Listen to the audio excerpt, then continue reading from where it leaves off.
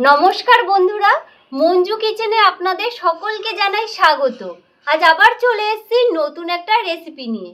রুই মাছ তো আপনারা অনেকভাবে রান্না করে খেয়েছেন। আজকে আমি করব রুই মাছ ভাপা। আমি কিভাবে করি আপনারা দেখতে থাকুন। 3 পিস রুই মাছ নিয়েছি। রুই মাছগুলো খুব ভালো করে ধুয়ে নিয়েছি। পরিমাণ মতো নুন দিয়ে দিচ্ছি, পরিমাণ মতন হলুদ,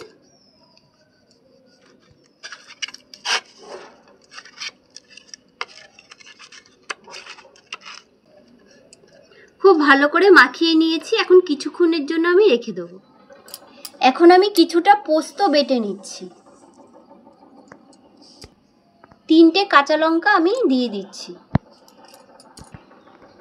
এখন আমি বেটে নিচ্ছি।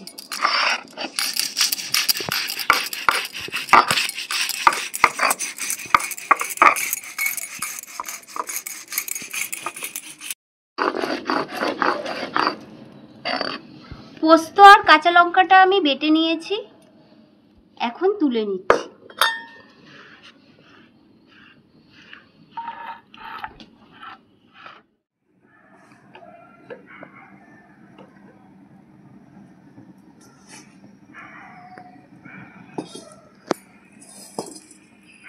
কড়াইটা গরম হয়ে গেছে, এখন আমি পরিমাণ মতন তেল দিয়ে দিচ্ছি।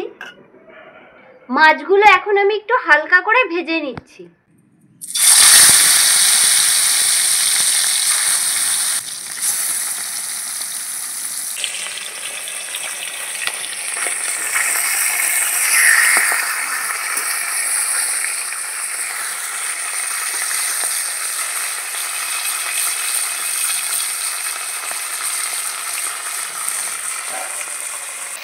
মাছগুলো হালকা লাল করে ভেজে নিয়েছি, এই দেখুন। এখন তুলে নিচ্ছি।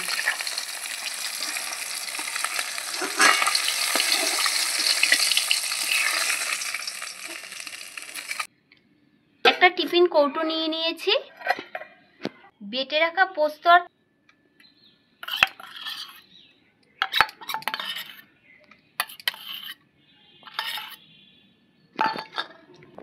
এখানে আমি আম কাসুন্দি করে রেখেছি। 2 চামচ আম কাসুন্দি দিয়ে দিচ্ছি।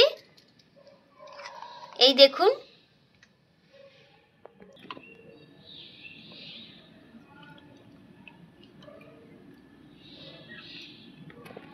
পরিমাণ মতো নুন, খুব ভালো করে মিশিয়ে নিচ্ছি।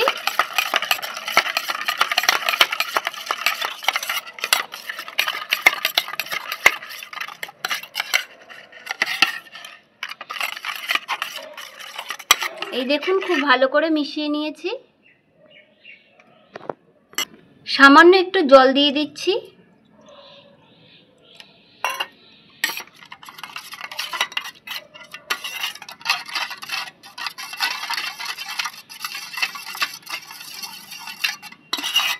এই মাছ ভাপাতে আমি কিন্তু হলুদ ব্যবহার করব না, যেহেতু আমি মাছ মেখেছিলাম তার মধ্যে আমি হলুদ দিয়েছিলাম। আপনারা চাইলে হলুদ দিতে পারেন।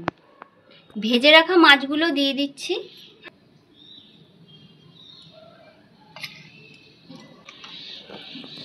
সামান্য একটু সর্ষের তেল দিয়ে দিচ্ছি।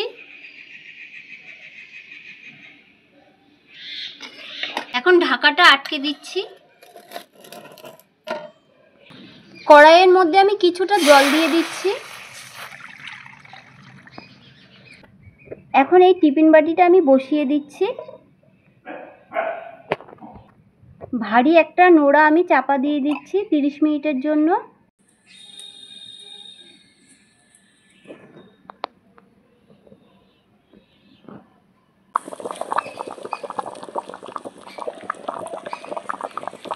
কড়াইয়ের জলগুলো কিন্তু একদম শুকিয়ে গেছে। এখন আমি নামিয়ে নিচ্ছি।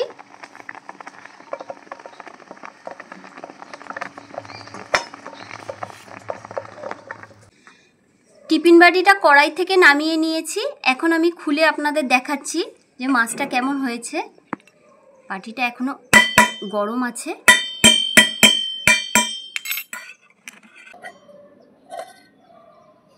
এই দেখুন,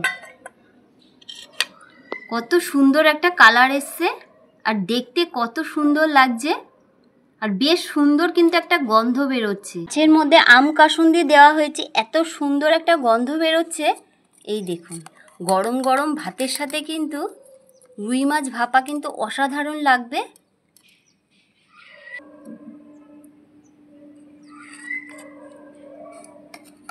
দেখুন, আমি একটা প্লেটে সাজিয়ে নিচ্ছি।